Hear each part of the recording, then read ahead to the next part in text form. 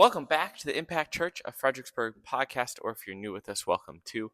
My name is Coby, and here with me, as always, is Brandon. How are you doing, man? Hey, what's up, Coby? I'm doing great, man. I'm doing great. It's so good to see you. It's good to see you, too. I know it's been a minute. It's has. felt like it, but you had fall break. I did. So, dude, what does one do their senior year of college for fall break? Absolutely nothing. No. We had 2 days off. We had that Monday and Tuesday.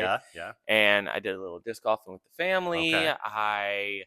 I just relaxed at the apartment. It was great. It was lovely. It was awesome. Hit the ground running Wednesday, and I'm exhausted. And it's only Monday now, so it's gonna be a long week. Let's say that. Yeah. Well, because you're back in the swing. Yeah, exactly. Back in the swing. But it sounds like it was a good fall break. It was. Just rested. Maybe. Do you have the place to yourself?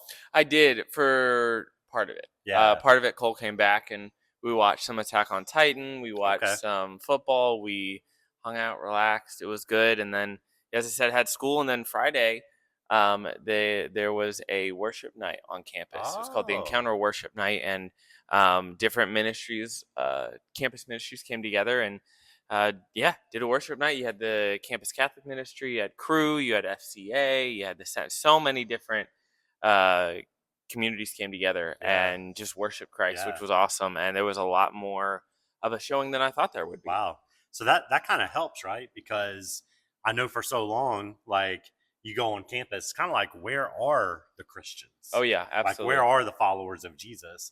So it's kind of nice just to bring everybody together, right? And kind of see a picture of, wow, I'm not alone. Yeah, no, absolutely. It was just, I told a friend of mine while we were talking afterwards, and it was like, I did not realize how many we actually had here. Like, that's insane. It was so cool. Yeah. Such an amazing blessing. Man, I love that. I'm glad to hear that.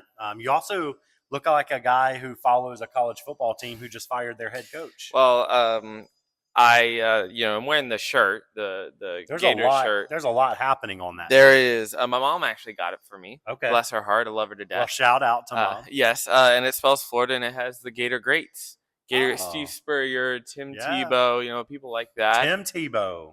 Yeah, gotta love him. Absolutely. But yeah, no, this weekend on Sunday, after our win against Mississippi State on Saturday, which we absolutely should have lost. Yeah. We won, and then we fired our coach. Yeah, absolutely. It got to the point where we were just so sick and tired of, like, we have so much talent on the team, but he wasn't built for the SEC and the big leagues. So it's pretty unfortunate, but I mean, it happens. It happens. Hey, yeah, I mean, we at least won our game. Yeah. No, I mean, honestly, Ole Miss, Georgia should not win the games they win. It's just my professional opinion. Like, they should not. They win games, and it's like, how did they win that game? Oh yeah, absolutely. There's some sort of voodoo happening in Georgia. It's the Kirby Smart effect. Yeah, and Ole Miss totally should have won. So I didn't even look at the rankings. Where are they ranked? I don't know. They just recently came out with the new AP poll, so that's a good question. I'll have to check on that. Yeah, no, they like, Kirby Smart just for some reason knows how to pull a game out and just win it, except when it's Alabama. Yeah, Alabama he cannot win against. Yeah, well, he's got some voodoo going on. Yeah, he's got some voodoo going on. But yeah, man, it's good to see you. Glad to be on the podcast today. Yes, sir. Thank you guys for watching, listening, wherever you're at, and let's dive in. Let's dive in. So this Sunday, if you guys were not aware, this past Sunday was house church because the field house was not available, and we decided, hey, like, that's the point of church, right? Is just meeting in people's houses. That's what they did back in the day. So I wanted to get your thoughts, kind of, Brandon, of just, like, first off, in general, how did house church go? Mm-hmm. I heard rumors of, like, all the houses that were provided, they were packed. Yeah, there was a lot in there. So how'd that go? How was your house church? Let's start off there. Well, that was great, man. We had a good time. I was in Spotsylvania house church. Really great. The hosts, Joe and Kayla, they got a new puppy. And so adorable. Is the cutest puppy. His name is Odie. So shout out to Odie. Odie. And so anyway, he was there, but it was really great. We had a bunch of new people come and hang out, worship. I mean, it was, packed house, stuff for the kids. Nice. So it was really good. And again, it just kind of goes to this model of like, you don't have to meet in a certain type of building to Mm-hmm. be the church. Right. Now, I looked forward to Sunday night on the post coming through on Instagram to be like, let me see the pictures Oh because I yeah. wanted to see what happened at the different house churches. But so I missed us all being together. But there's also just something special about being with 20, 30 people Oh in a yeah. house. So yeah, man, it was really good. That's awesome. Yeah, no, I love house church and the fact of like that is an example of what the early church did, Yeah, right? But I also like the relationships you can build with that is yeah, awesome. I do miss having a church like the church all together right, because yeah, I'm a people person and it's right, like, "Oh right, my gosh, you're here. Oh my gosh, hey, let's talk this." right. If I go to a home church, it's like, "Man, what are they doing over there? Yeah, What goodies, what snacks you they get a got little over there?" You FOMO. know? Exactly. So, Yeah, no, it is a thing, but to me, it also makes like when we are together that much more special, right? exactly. Yes. And so I think that's really what's cool about Impact is the community groups that Mhm. meet throughout the week are really like little house churches. Yeah. So like you're still getting that feel, and then Sunday morning becomes like the gathering of all of the little community groups Mm. together. So you kind of get that feel, but yeah, man, it was a lot of fun. We talked through Titus chapter 2 and Nice. kind of got into some of that. And How far into Titus 2 did you get? so we went verses 1 through 8, and we're really just talking about this idea of like church being a family. So older brother, younger brother, older sister, younger sister. The way the Bible puts it is older woman, older man, younger man. And really talked about the idea of church being a family and talked about the idea of discipleship Mm, and what that looks like of older men teaching younger men what the expectations are. right. No, that's beautiful. And I think what better week to have that type of sermon than when Yeah. you guys are doing house church, right? Yeah, I think so because you're looking around and you're going, man, like church doesn't have to be complicated. Hmm. Church doesn't have to be over the top. And it also isn't a movie.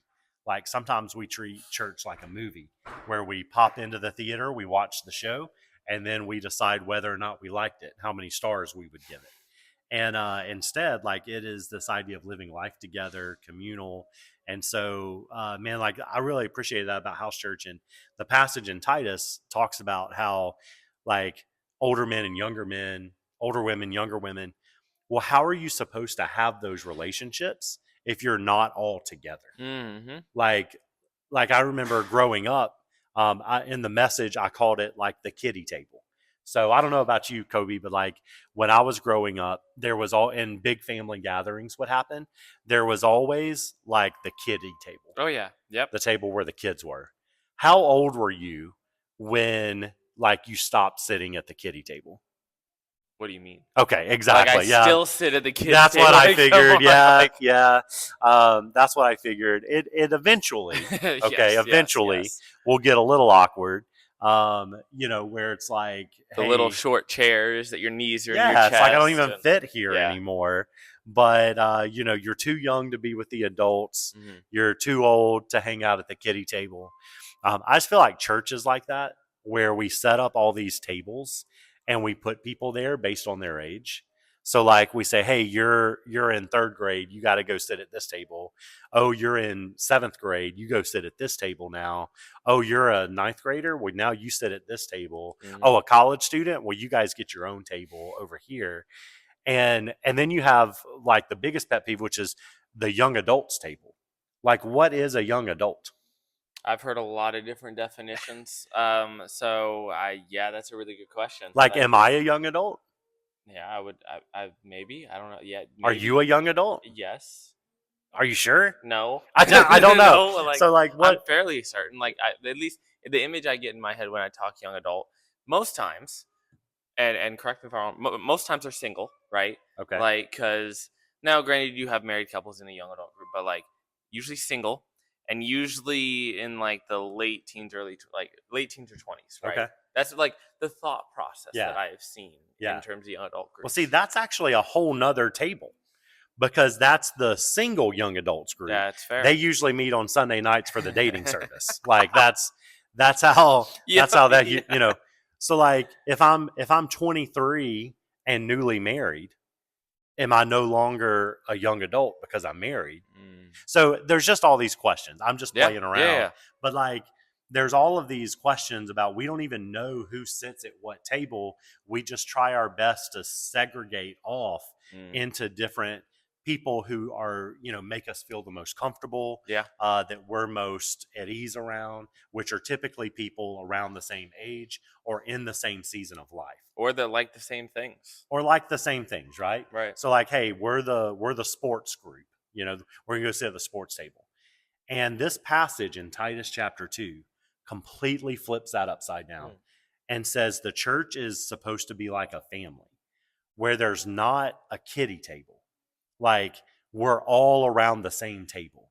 And I think that's what Christ died for. Like his blood can save an 8-year-old or a 20-year-old or a 92-year-old. Like Yeah. and Amen. and we're all equal at the cross. So even though we may have different stages of life and it may not be always the best for a 10-year-old Mm. to learn with like a 30-year-old, I do think like when it comes to it, we're supposed to be a family. Mm. And so this passage tells us older men teach younger men. Well, like if you still think you're a younger man, then you're never going to be pouring in. And I can tell you, as someone who just entered a new decade, I won't tell you which one, but just entered a new The decade, 20s. of course, of course. Again, like if someone who entered that, when does it stop? I Mm. still think, well, I'm kind of a young dude, like compared to other people, Oh yeah. and so like if you're a 20-year-old, then you need someone older than you pouring into you, and you ought to be pouring into someone younger than you. Yeah. You know, whether it's, hey, I'm a 20-year-old dude and I go to my church and I get a group of fifth graders together and play football with them, Mm. which I've watched you do, and or like, hey, I'm a 20-year-old and I need that, 25-year-old, I need that 30-year-old or 50-year-old in my life Mm. teaching me like how to live Yeah. and how to follow Jesus. So, but you can't get that if when you are part of church, you're only around people that are your age in your same season of life. Exactly. So, you know what we turn to? We turn to mentorship and discipleship from people who are just like us. So instead of younger women going to an older woman and saying, hey, how did you raise your kids to love Jesus? How did you disciple your kids? Instead, they're watching TikTok videos of moms who are just like them, giving them advice of something they haven't even lived yet. Right. But because they're on TikTok and have 500,000, followers, subscribers, like we listen to them. So the Bible just Mm. says if you're younger, you need to be in relationship with people who are older, and it's not just by age, it's by spiritual maturity. Mm. So you may be a similar age to each other. Not that I don't know why. I don't know that maybe we are similar age, but like you may be similar age or similar season of life, but like someone has more spiritual maturity. They've been following Jesus longer than you, Right. and so that counts too. Yeah. But you got to be around them. Mm. So like that's even a danger of saying, well, my campus ministry is my church. Well, no, it's not, because you're all the same age and you're all doing the same thing. Mm-hmm. So just because you have a worship service Right. doesn't make you a church. You got to have people that are different backgrounds, Mm-hmm. different ethnicities, and different ages. Oh yeah. One of the best things that I've like come to not even realize but just kind of be around is like, they say that you the way you are is the culmination of the top 5 people you hang around, right? Sure. And so for me, a lot of the time growing up, that was people who were very similar to me Hmm. in looks, in likes, in everything. Like that's Yeah. all I had. Well, coming back from Germany and just like experiencing that, but then like getting in a friend group to where like we wanted to get a guys group together, and yes, we were roughly all around the same age, Hmm. but we were very different Hmm. personality wise, very different looks. We had different ways that we handled stress and everything, some Hmm. similar, some different, some were a little older, some were a little younger, but it's like it was multicultural. Yep. multi-ethnical, I don't even know if that's a word. Yeah, I'll take it. But like you had so many different people from so many different walks of life that it's like, yeah, we may not by blood, quote unquote, be family, but no, like that is like a small image of like the church, right? That's right. It's a small image of, hey, like, yes, let's reach out to people who are older because that's extremely important. Hey, Mhm. let's help disciple people who are younger, but people who are around the same age, go to people who aren't always just looking or Mhm. liking the same things you are. Right. Like, yeah, you may have some things in common, but go to people who look different, Right. who maybe you wouldn't hang out with Yep. outside of the church. Maybe, go to people that like are just different, think Mhm. differently, act differently, but are mature in their faith, Right. right? Like, huge thing, Right. huge thing. Yeah, I think that's a big deal because, and I'm not saying that there's never a place to be around people that are similar to Mhm. you. Like, there's clearly like a place for something like a campus ministry where you're getting a chance to live life with people who are going through the same season as you are. But like, we're not going to call that church Right. because that's not Hmm. like the biblical idea of church. Right. Or we are inviting older, more mature believers to be a part of our life. Hmm.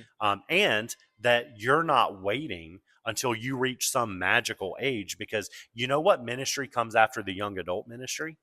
Nothing.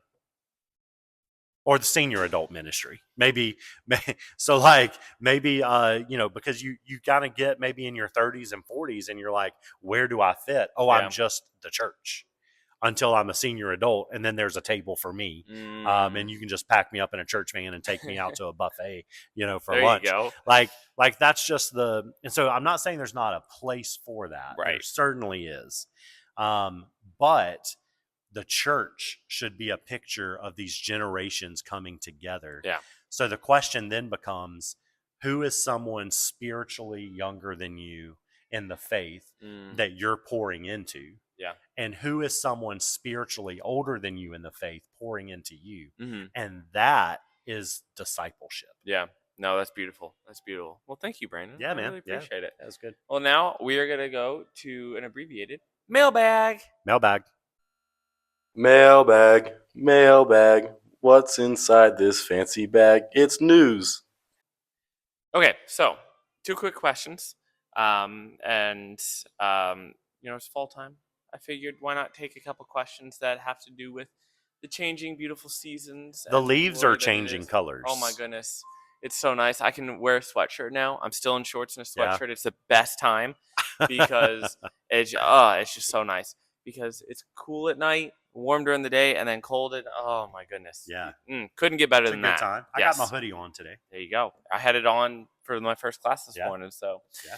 but first question is, what is your go-to fall drink Yeah. and why? So I could get in trouble with this. But I'm gonna say like a apple crisp macchiato. Ooh, that sounds really good. Yeah. So it's a Starbucks drink, but we have a local shop here, Agora, who does it year round. And The best coffee the shop in town. the best. Shout out. But I think that the apple, like I prefer that over pumpkin. So Nice. the pumpkin spice, all of that.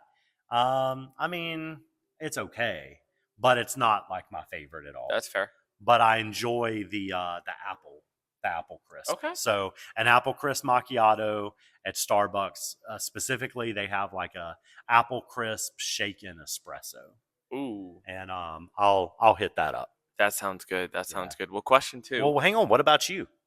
Oh, I'm pretty basic. I get a dirty chai. A dirty chai? is so like a warm dirty chai from Agora. Yeah. Now that They know has how to the do it shot of well. espresso in there, right? Yeah, it's Yeah. like a chai with a shot of espresso. Yeah, it makes you feel like you're drinking coffee, and technically you are, but only on a technicality. Exactly. Yeah. Exactly.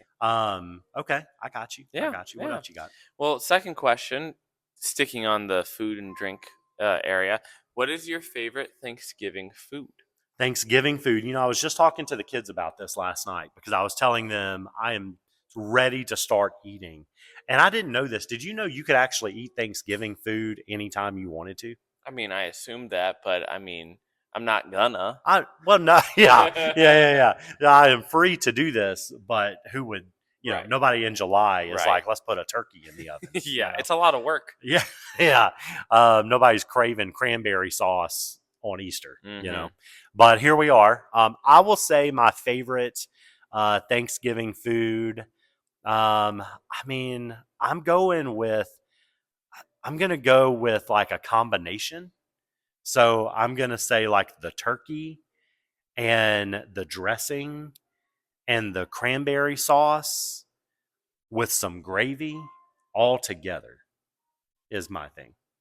Like when you said combination, I was expecting turkey, stuffing, like some Yeah. bread. Like, no, this is like all like toppings pretty much for the turkey. Yeah. I mean, I feel like you could probably just mix all Thanksgiving food together in a bowl and it'd be like legit, right? My dad does that. He loves it. I can't do that. No? Everything is made, in my opinion. Like, I can. Okay, let me clear that up. I absolutely can. I don't prefer it because everything that is made has a specific taste, right? Okay. The turkey is supposed to taste a certain way. The stuffing is, everything else. So it's like, yes, it tastes good together, but I want to taste each and every food individually. Yeah. And just really enjoy what that food has to bring to the table. I noticed you still haven't said the word cranberry sauce. I don't do cranberry sauce. You don't do cranberry sauce? Okay. I do not do cranberry So sauce. so is this what I'm saying, Coby? Like, have you ever tried it? Like, have you ever thought, what if I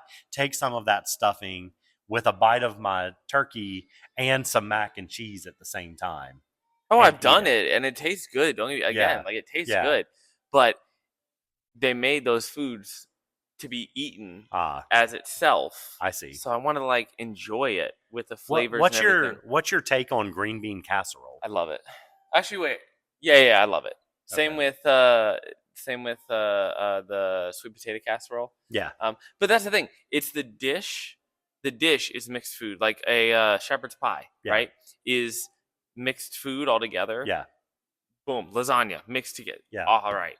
Thanksgiving dinner. Yeah. They're separate. Hope you guys enjoyed. If you guys would love to give us a mailbag question, go ahead and comment on the Spotify or on the YouTube video. That'd be greatly appreciated. Go ahead and click that subscribe if you're not already subscribed. Go ahead and give us a follow on Instagram at Impact Church FXBG, or if you want to see the video version, check out our YouTube at youtube.com/Impact Church FXBG. And there you'll find all the latest updates on sermons and podcasts and all the other great stuff. So, yeah, thanks so much, Brandon. Yeah, appreciate it, guys. Thanks for listening in. And as always, you guys keep living the dream.